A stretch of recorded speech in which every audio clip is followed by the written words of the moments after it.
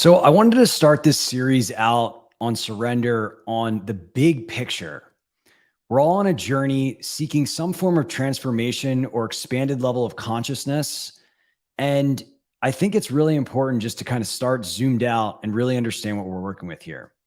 So there are a number of different models of human evolution or the evolution of consciousness that really spell out how one evolves as they become more aware of their place in the world, the concept of self, and how they can impact this experience. So in this video, I want to cover a few different examples of that, all which are very consistent and bring together a lot of the different things that we have learned about in modern literature, like psychology, and really these models of evolution. The purpose is to understand that the human experience can these ideas are not right or wrong. In fact, all ideas that are expressions of what it is to be a human are really just examples of different expressions of consciousness on a spectrum.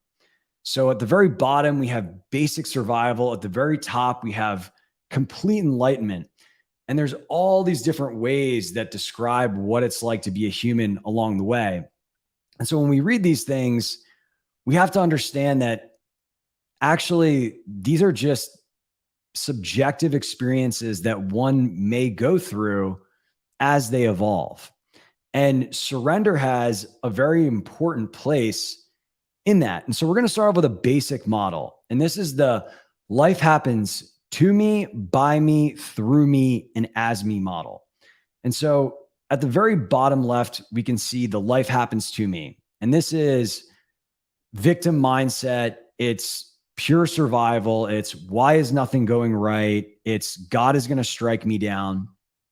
And when one starts to realize they have some agency in their life and they can take some responsibility and actually change their own circumstances, that's when we move into the life by me. This is the state of will. It's the you get in what you put out. It's the I control my destiny. And frankly, it's what's most popular today in modern Western culture, where everyone thinks of themselves as an individual who's solely responsible for making everything in their happen in their life, the good, the bad. And this is really where we are primarily as a society from a consciousness perspective. But somewhere along the way, we start to realize that there actually might be something else going on here. And that all of that striving, all of that doing, maybe it helps us achieve material gain, but it's not helping us to receive that inner peace, that freedom, that unconditional love that we really desire and that we really are in our natural states. And so this is where we start to see surrender play a role in evolution, where one realizes that they can't control life and that perhaps a path to inward peace is instead learning to accept life, learning to let go of things that don't go away, or learning to surrender. And it's through the process of surrender that we move into the next phase of evolution in this model, which is life happening through me. And so this is really when one starts to disidentify from the concept that they are the thoughts and emotions, and instead they are behind the thoughts and emotions and the body, and they're watching it all happen. And in that experience, they can start to be a channel for a higher intelligence, a higher divinity to move through and create in life and have a wonderful experience. Now, this isn't the highest level. There is an even higher level than this, which is the life as me state, which is really referring to identification with consciousness itself, specifically that you are both the subject and the object, that you are all of it and all of it is you. And in that, we experience great oneness, which automatically creates unconditional love for all things because you are all things. Now, we're going to create more videos on that. It's often called non-duality. We don't need to go into that right now. But I think the important takeaway for here is that you can see where surrender is a clear, distinct mechanism in the journey and kind of transformational dilemma where one is moving out of that state of being the doing and the striving and it's all up to me and into the state of acceptance so that they can reach that higher level of consciousness and awareness of their true nature. There are some other models. As I mentioned, one of my favorite authors is David Hawkins. He's wrote timeless classics like Power versus Force, Letting Go. He has this concept of the map of consciousness. What David tries to do is express things a little bit more granularly than that last model, where he has different levels of consciousness that have predominant energies, emotional states, views of life, views of God, processes that one goes through. And although this is a more granular view, you still seem the same kind of trajectory where here at the bottom in the red, you can see a lot of what we commonly call negative emotions, where really life is happening to someone. They're angry, they're sad, nothing's going their way. And then one starts to develop more agency over their life. And with that agency has the concept of being in control of their situation and being able to make change. And this serves a lot of people.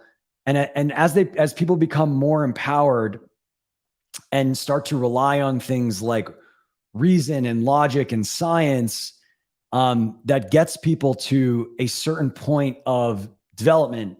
But again, there is typically a kind of a point in time where someone realizes that there still has to be more here.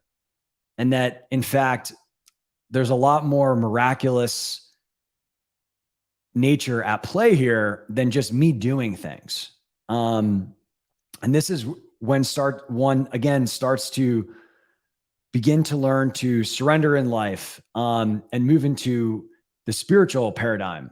And as one does this in this model, one starts to experience the opening of the heart and eventually unconditional love and those higher states of enlightenment, like we just talked to, where one is identified less as a being in life or even a being in a body having an experience, but actually as consciousness themselves. And the last model we can talk about really briefly is Ken Wilber's integral theory.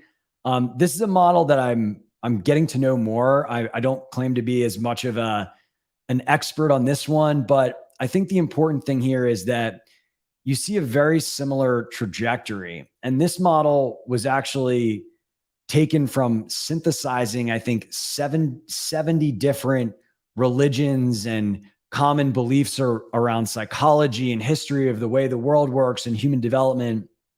And again, I think you'll just see the same basic pattern where, someone is really just trying to survive here in the indigenous and tribal senses. They feel like perhaps there is a god or being that could strike them down at any moment. And then all of a sudden that ego starts to develop. It starts to develop some agency. We see things like capitalism, materialism, modern society rising and becoming popularized, where there's an egoic self-concept that is stronger and more capable. And eventually that gets old, for lack of a better word, and people start to look at the big picture of themselves as part of a larger unit in society. But still, there's a lot of ego there, and there's a lot of I am the doer. And eventually, to continue to progress, one moves into this really kind of second altitude or second phase called integral teal, integral turquoise, where they realize that there's more that's going on here than their own thoughts and emotions having an experience, and that one is actually not really just their thoughts and the emotions. And this is where these higher levels of consciousness start to come into play. And so hopefully this provides a backdrop of surrender at large and in the spiritual journey. Now, that doesn't mean that as you go to those much higher states that you're not going to need to surrender, things are going to come up. But it's been my experience that as one evolves, it's not that you don't surrender, it's that perhaps you've become so at peace with things as they are that it just less and less has to feel like a process. It's kind of automatic, because you're embodying this new state, which has a very, very different texture than when you were living in that place of, life by me of will. And it just keeps getting easier and it keeps getting more automatic. And so I hope you enjoyed this overview. There are actually many phases of surrender. We're going to cover that in future videos. So make sure to subscribe so you stay on top of those. Also, if you like this stuff, I do a lot of long form writing on my Substack. You can find the link to that below. And I'm thankful for you. I'm thankful for all the great beings that have provided this information that I am just putting my unique spin on, and excited to have you here.